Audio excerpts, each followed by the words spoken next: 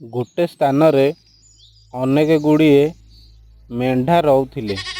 सेमानक मध्यरे मेंढा छुआटिए भी थिला।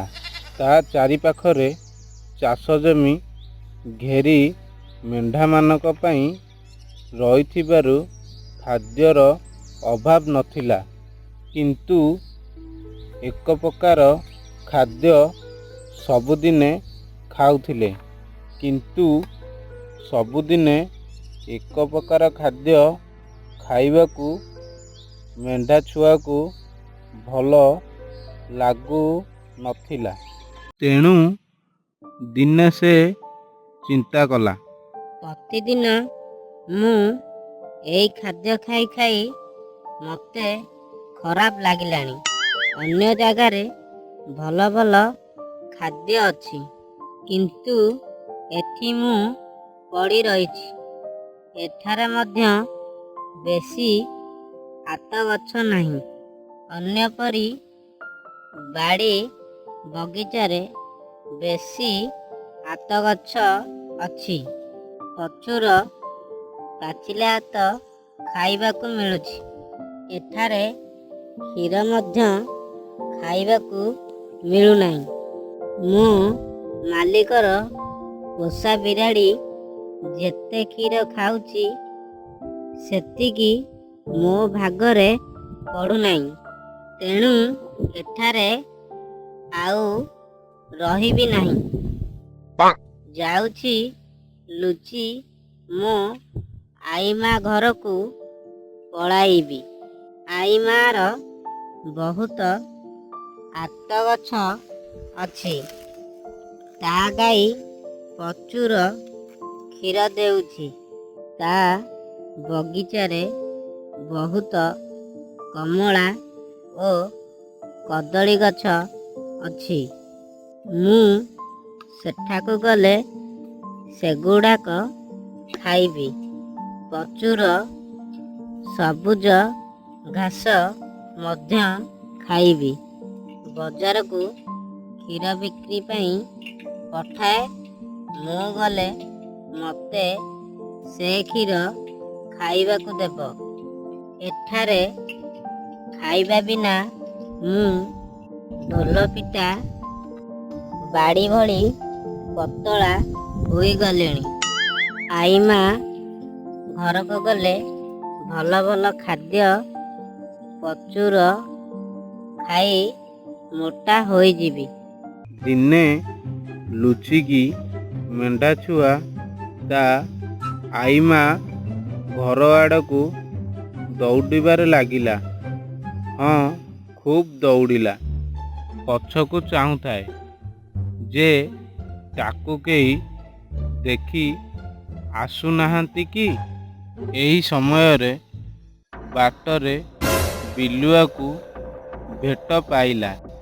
मेंढा छुआकू बिलुआ देखी कहिला, रह मेंढा छुआ, ठिया हो।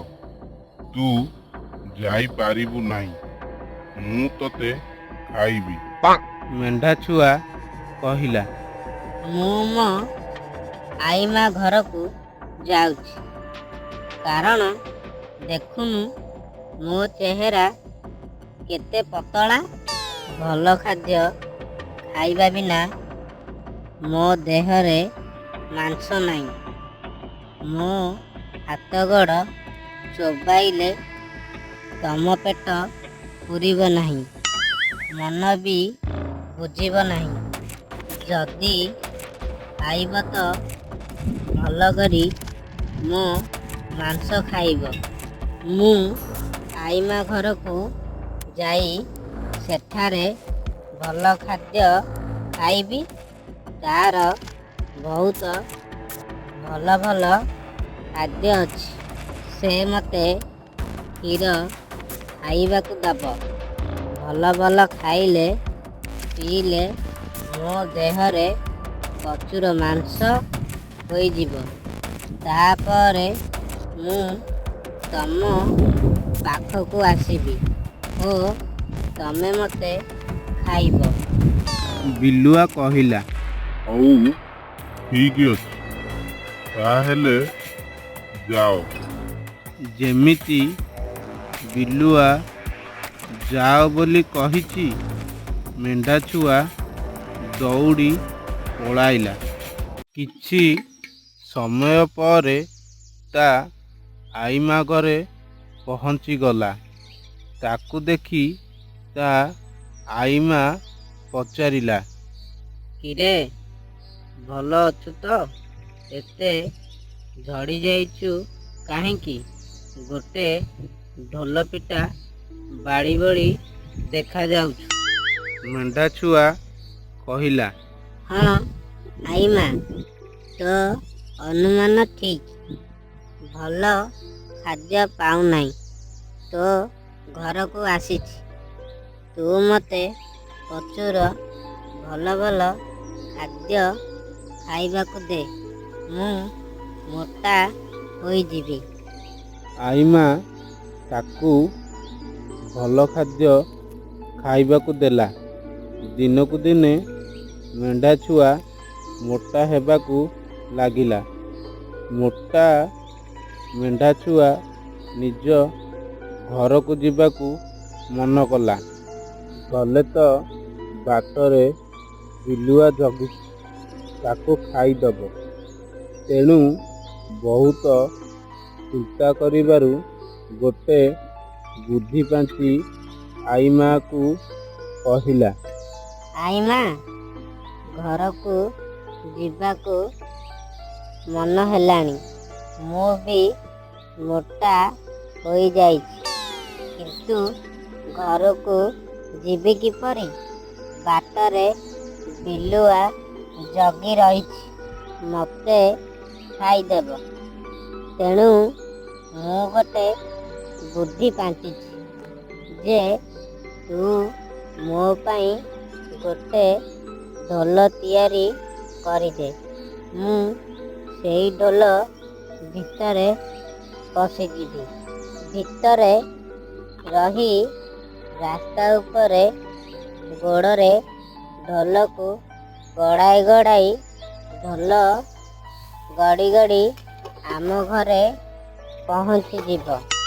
ମେଣ୍ଢାଛୁଆ ପାଇଁ ଆଈମା ଗୋଟେ ଢୋଲ ତିଆରି କରିଦେଲା।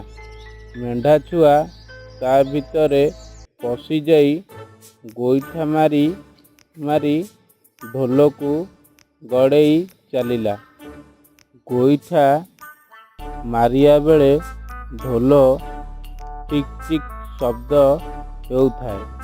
ରାସ୍ତାରେ ଢୋଲ ଗଡ଼ି ଗଡ଼ି ଯାଉଥାଏ। ବିଲୁଆ ସେହି ଦିନକୁ ଅନାଇ ବସିଥାଏ। ମେଣ୍ଢାଛୁଆ ମୋଟା ହୋଇ ଆସିଲେ ତାକୁ ଖାଇବ। ବିଲୁଆ ଥିବା ରାସ୍ତାରେ ଯେତେବେଳେ ପହଞ୍ଚିଲା, ଢୋଲକୁ ଅଟକାଇ ବିଲୁଆ ପଚାରିଲା, ଏ ଢୋଲ, ତୁ ମେଣ୍ଢାଛୁଆକୁ ଦେଖିଛୁ କି? ଢୋଲ ଭିତରୁ ମେଣ୍ଢାଛୁଆ ଠକ୍ ଠକ୍ କରି କହିଲା, ଓ ମେଣ୍ଢାଛୁଆକୁ ଖାଇବୁ ଖୋଜୁଛୁ, କିନ୍ତୁ ତା ମାଂସ ତୋ ପାଇଁ ନୁହେଁ, ତୁ ଖାଇ ପାରିବୁ ନାହିଁ। ଏହା କହିବା ପରେ ଢୋଲ ପୁଣି ଗଡ଼ି ଚାଲିଲା ରାସ୍ତାରେ। ବିଲୁଆ ଢୋଲ ପଛେ ପଛେ ଚାଲିଥାଏ।